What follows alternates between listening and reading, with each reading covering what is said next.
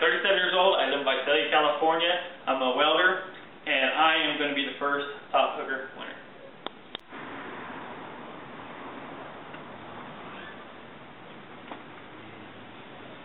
Boom. Do it again. I was going to do. Okay. Just leave it running. We can edit it out, right? Okay. Well, my motivation to be on the Top Hooker Show is to basically showcase my abilities, my competitive nature, get recognized, because sponsors such as these, you know, they want to see all that stuff. They want to see what you can do for them, how you can sell yourself, how you can become basically a product that can sell stuff. Well, right now I have sponsors. Solar bat, sunglasses, Denali rods, luge reels, hardcore bass fishing, and that's just a few. Poor boy baits, federal income tax. I mean, I got a few other ones here and there, but for me to be able to get to where I want to be, I need money sponsors. These are great sponsors, and I just haven't got to the level where I need to be yet, to where they want to actually pay me to fish, pay me to be out there promoting their products and their you know, what they have to offer, maybe their services or whatever. Okay. Well, the reason why I want to be on Top Hooker is I want to make a career out of fishing, preferably bass fishing. I want to get in the bass fishing industry one way or another. I mean, I would love to compete and win tournaments and, you know, get giant sponsors that'll just make my life great. But just being in the industry would be good enough. If I could promote products, sell products, just be in the fishing industry. Now, I believe I could do that by putting myself out there and getting exposure, of course, on your show, Top Hooker.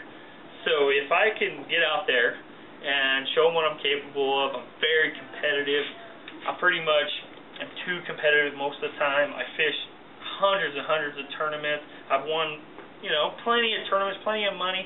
I've got plenty of sponsors help me out through the way, but I'm a working man. Like I said, I'm a welder, fitter. It's hard for me to get out and actually spend the time on the water like I want to. So it's hard to compete against these pros out there that's all they do. There are times I can go out there and stay toe-to-toe with them. I can compete against them, but they just have that edge. They have a little bit more money. They have more time on the water, and time on the water is, you know, almost 90% of it. Knowledge and everything else comes along with that. So I believe that if I get on the show, I can show you how good I am at being competitive. I've been in a lot of situations before where I may not even be familiar with something, or I was out of my element, and as long as it's against somebody else, I'll push myself to the extreme. I mean, there's no stopping me. If I want something, I'll get it. Okay, I do believe that I am very versatile. I think I can adapt to a lot of situations. Heck, I got to do it at work all the time. With fishing, that's no different. When I bass fish in tournaments, if I was doing the same things I did 10 years ago with a little worm, you know, no way. I can't even compete. Back in the day, it wasn't so bad. It was worming, a little split shot in here and there. Nowadays, we got baits that big just for bass. I mean, you have to learn how to adapt. You have to, if you don't adapt to the situations and the different temperatures, different weather, different patterns, different times of year, I mean, that's what bass fishing is all about, is adapting. And technology. For example, nowadays with the GPS, the structure scan, just the sonar, everything about them is just so high tech now. And if you're not on top of your game with that, you're going to get beat. I do have hair. I wear a hat all the time. I will never not wear a hat if I can get away with it. And that's about as long as I'll ever go with my hat off. Why don't you come on in and I'll show you my addiction.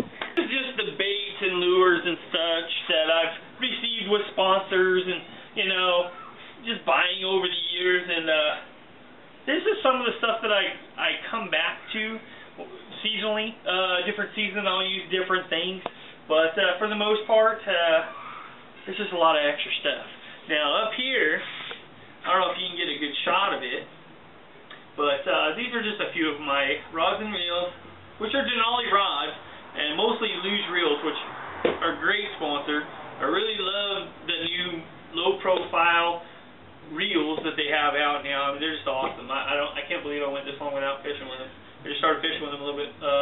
months ago. Denali Rod's been a great sponsor. They have, matter of fact, I'll get one down if I don't break anything doing it. They're super light, super sensitive, and actually really affordable. So this one here, I just grabbed a random one off my rack there. It's a 7-foot medium heavy jig rod, and it's perfect. Got a good little tit there, got a nice backbone, real, like I said, real super sensitive. But that's how I keep all my rods, so I know where I'm at, know what I'm doing. I can grab each one of them, each different tournament or each different situation. And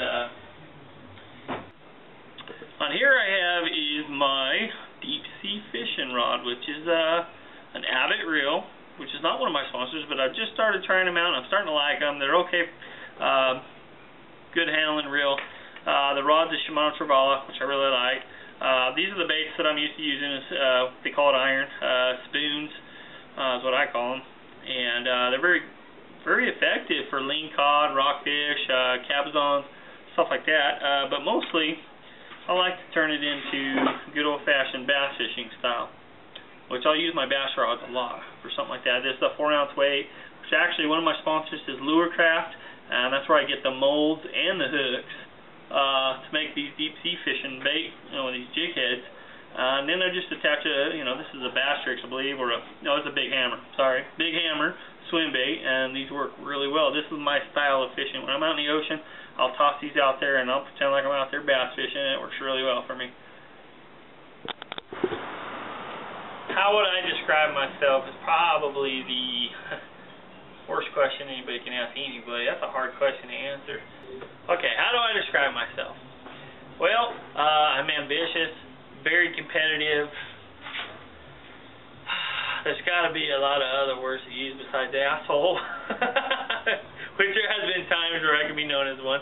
I'm passionate. Everything I do it 100%. I hate when people say 110%, because I mean, really, you can't give 110% because that'd be more than you got. So I'm giving it all I got with 100%.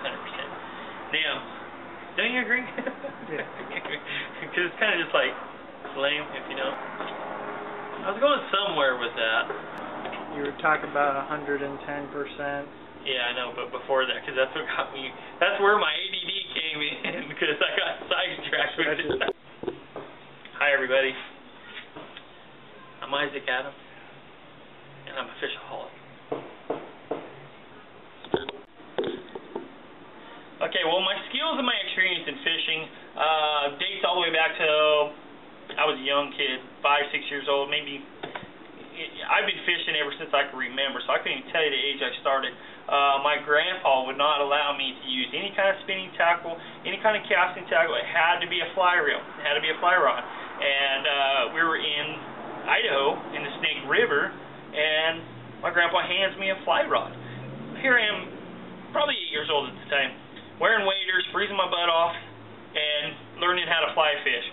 Well, my grandpa gets a little frustrated because I'm not doing it perfect, so he hands me his rod. While he's checking out mine, I probably got some sort of tangle in it or something. So he starts casting out. And so I'm like, okay, well, I'm going to see what I can do. I end up catching a 14-pound trout out of there. So that was my first experience with catching a big fish in the Snake River with the fly rod. After that, grew a passion for it. Love fishing. Got out of it a little bit as I went through high school and everything else. And by the time I was about 18, I got really back into it. Just went down to Kmart, bought the cheapest rod I could afford, and went up to the lake. I didn't even catch anything, but from that day on, I was hooked on bass fishing. Now, other than that, I started getting into deep sea fishing. I started getting into, I'd get a belly boat. I'd go in a canoe. I'd go any way to get on the water to fish. That's what I'd do. But ended up getting me a bass boat eventually. It was a crappy one. I had to fix it up. It took some time to do it. And then I started competing in tournaments. And once I started competing, that's all I thought about. That's all I wanted to do. I wanted to be the best. I wasn't even that good yet. In my first tournament, I think I ended up catching one of the biggest fish of the tournament. And that gave me the motivation to keep trying and keep learning and keep going. As far as all the other kinds of fishing, besides, the catfishing I've done the bluegill fishing, done crappie fishing, all the little basic stuff that everybody's probably done. stream fishing, but what I'd really like to do is something out of the ordinary. I mean, you guys in the letter start talking about spear fishing and you know, hand fishing, which they call hillbilly hand fishing, and all that stuff. I'd love to try all that stuff, and I think I'd be good at all that stuff. Anything, if it's got gills, I can catch it. So I can't wait to try. Do I consider myself a thrill seeker? Definitely, especially back in my younger days. You know, I was always finding the tallest cliff to jump off of at a river, or you know, jumping off bridges. We used to cliff jump off of a place called Cherry Falls. You know, you had a 20-foot, a 40-foot, a 60-foot, you know, and I'd jump off all of them. You had to scale rocks just to get up there. Hell, I even used to bull ride back in the day, you know, just going out there on a practice pin, just jumping on a bull, no experience, and I just, you know, until I finally covered a bull for 8 seconds, I wasn't going to stop, and it was a lot of fun. I didn't get a chance to do any rodeos, but man, I had a lot of fun doing it, and so it was an adrenaline. It was an adrenaline rush. Hell, even bass fishing is an adrenaline rush when you win. Consider myself a thrill seeker. Yeah, it's always in me. You know, I've probably settled down a lot, especially since I had my little girl. I got to be around for her, make sure she's okay. She's 7 now, and so far so good. But it's starting to get close to coming out of me again. I probably will bust loose one of these days, and maybe on your show. I'm Isaac Adams, and I approve this message.